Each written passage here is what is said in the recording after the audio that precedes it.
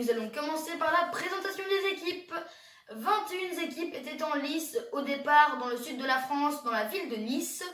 Et ces équipes étaient les Ineos Grenadiers, les Jumbo Visma, les Movistar, les Mitchelton Scott, les Education First, les CCC Sprendo, les Cofidis, les BNB Vital Hotel, l'équipe française invitée par Monsieur Prodhomme, les Astana, les De Koning Quick-Step, les Lotto Soudal, les UAE Team Emirates, les Bora Hansgrohe de Peter Sagan, les Bahrain McLaren de Mikel Landa, les AG2R La Mondiale, les Arkea Samsic, l'équipe Sunweb de Marc Hirschi et ses compagnons, les Groupama FDJ, les Trek Segafredo, les Israel Startup Nation, les NTT et la team Total Direct Energy.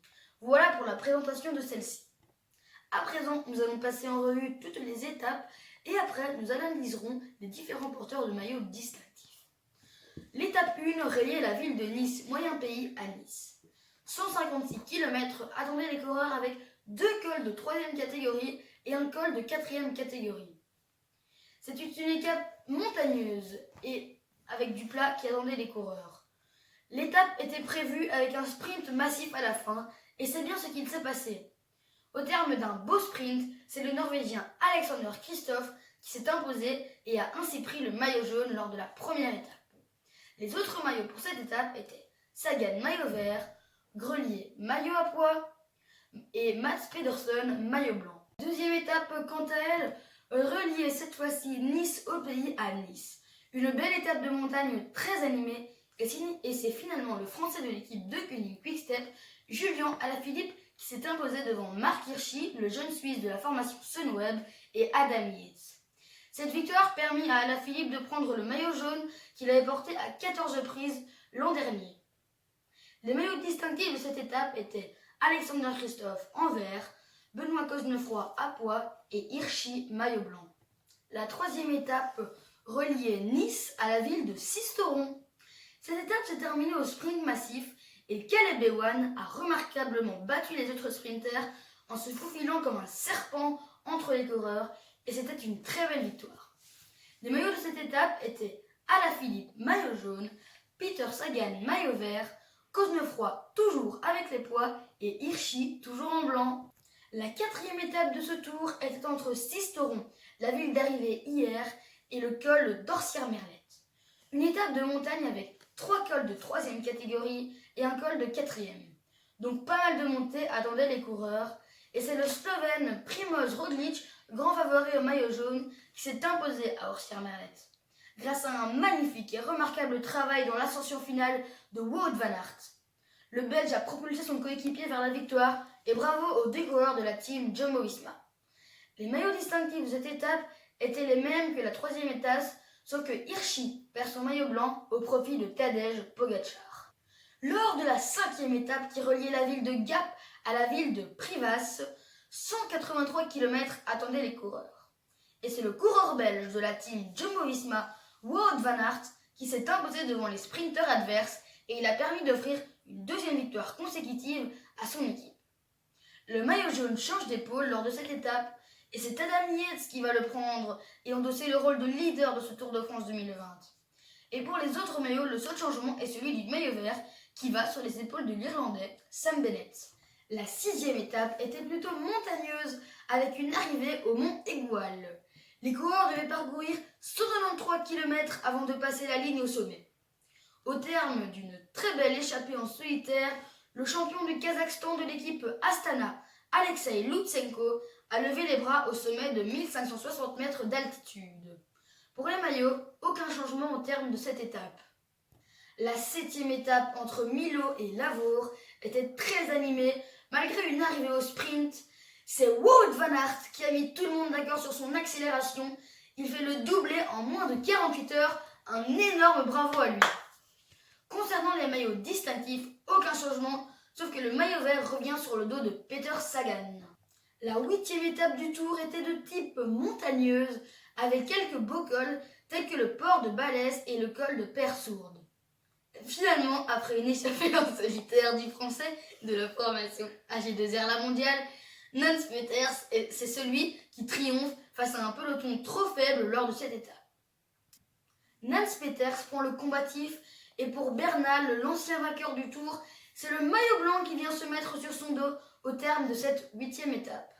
La 9e étape, nous l'avons vécue ensemble dans un live et nous n'avons pas été déçus au terme de ce spectacle car le Suisse Marc Hirschi a fait un effort exceptionnel en passant 98 km devant et puis il s'est fait rattraper par le groupe Pogačar-Roglič et au terme d'un très beau sprint, c'est l'ancien maillot blanc Pogačar qui va chercher la victoire à la Reims.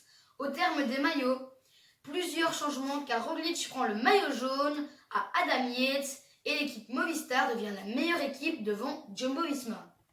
Après un jour de repos, les coureurs repartaient de l'île d'Oléron jusqu'à l'île de Ré. Une étape de 168 km les attendait après le test Covid révélé négatif. Les partants de la Grande Boucle 2020 n'ont pas levé le pied en Charente-Maritime car l'Irlandais Sam Bennett s'est fait plaisir en piquant le maillot vert à Sagan et en allant s'imposer au sprint devant l'Australien Caleb Ewan. Sinon, pour les maillots, aucun changement. Lors de la 11e étape, une arrivée sous haute tension a eu lieu dans la ville de Poitiers, car Peter Sagan a violemment poussé Wout van Aert au sprint et il s'est fait déclasser, perdant tout espoir à la conquête du maillot vert. Et c'est le dauphin de la veille, Caleb Ewan, qui s'est fait justice lui-même en allant s'imposer au sprint non loin du Futuroscope. Au terme de cette étape, Roglič reste le leader du classement général. La 12e étape reliait Chevigny à Saran-Corrèze sur un parcours accidenté de 218 km.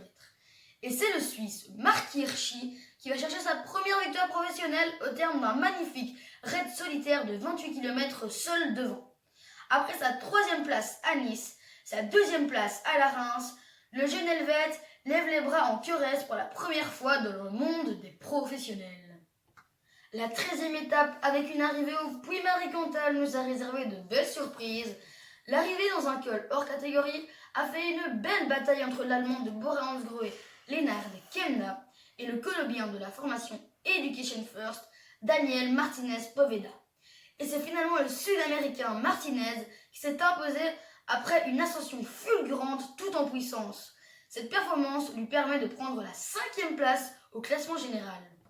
L'étape menant dans la vallée du Rhône, au centre de Lyon, s'est avérée positive pour la formation Sunweb, qui vient ajouter une victoire de plus à leur compte avec Søren Kragh Andersen.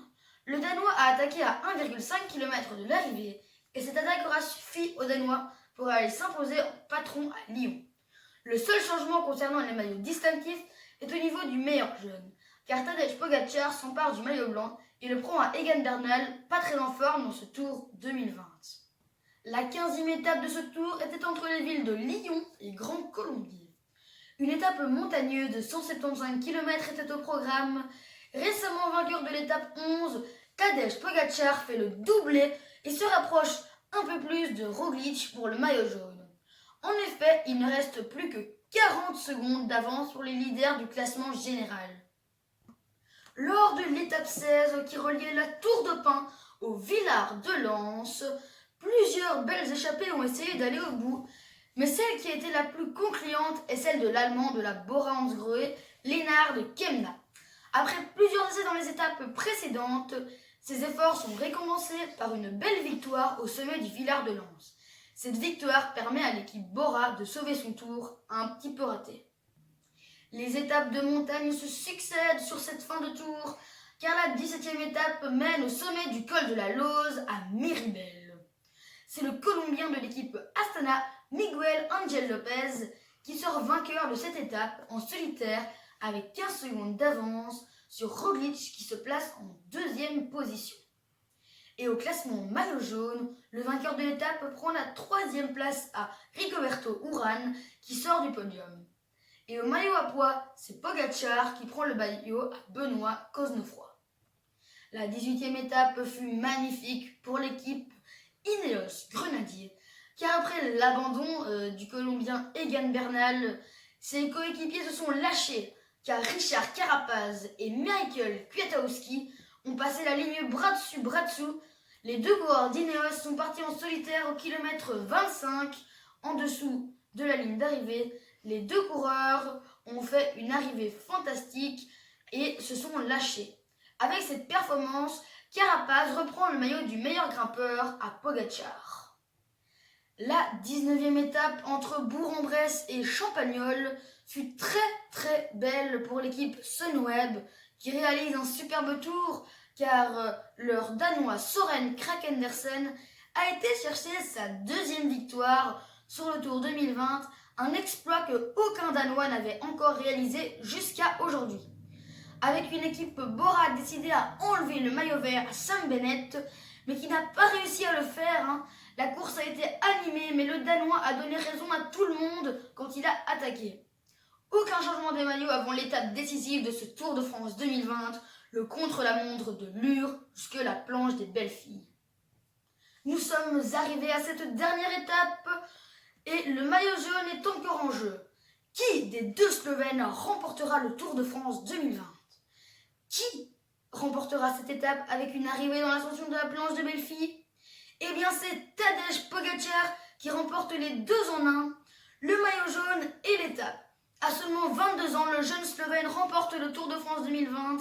Un énorme bravo à lui, qui a fait tout seul et qui pour une première participation à la grande boucle a épaté tout le monde.